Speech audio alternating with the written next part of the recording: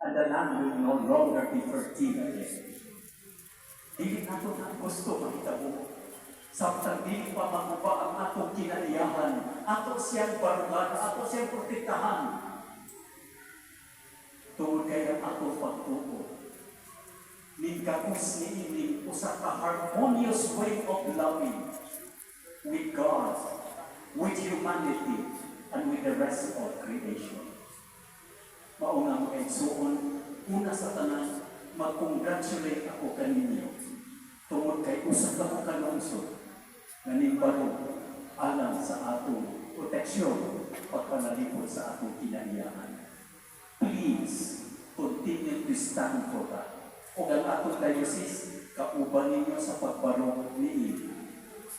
Libarong kita sa uban ng mga LGUs na naningkamang na maprotektahan ang ilang kinaiyahan, ang atong kinaiyahan.